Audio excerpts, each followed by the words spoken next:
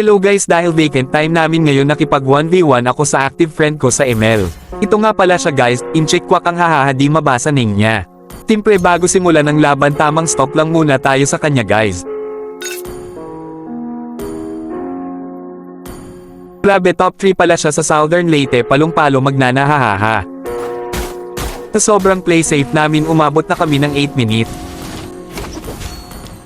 One for the little girl who lives down the lane. Ang galing niya magnana guys na first blood ako grabe ka na idol ang lakas mo. Don't bully first blood. Don't be sad for Nana. Don't bully me. Sa sobrang aggressive ko sa kanya akala ko mapipites ko siya dito, kaso ako pa ang nabaliktad, grabe masakit pala maghabol guys kaya wag kayong gamaya sa akin kayo lang masasaktan.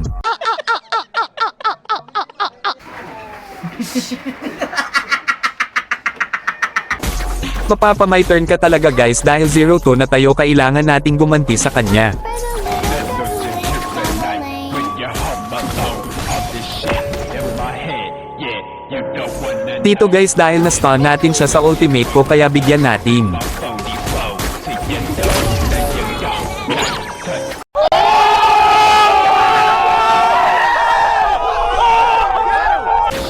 Tatahimik kong nag-farm tapos nagulat ako sa damage niya guys parang naka-cheat grabe ang sakit.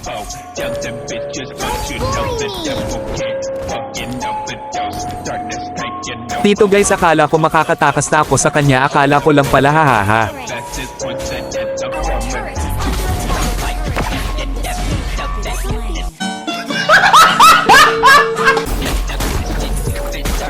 Dito guys tamang clear wave muna tayo ng minions at rare buff sana kayo di ko inaasahan na andito na pala siya kaya one hit delete tayo grabe ang sakit.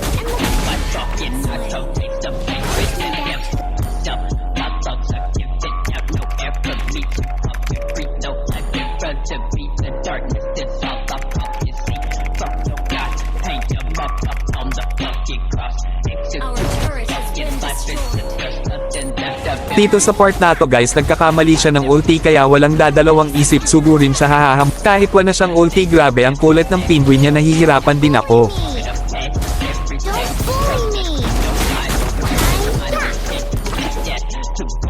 Pa akong madali.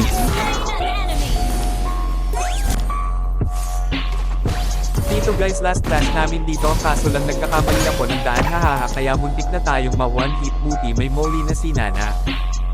Flame shot gods pala to si idol grabe. Don't be defeat. Talo! sorry. Game 2. Dahil pagod na akong magsalita guys panoorin nyo na lang ang video kung paano ako bubugin.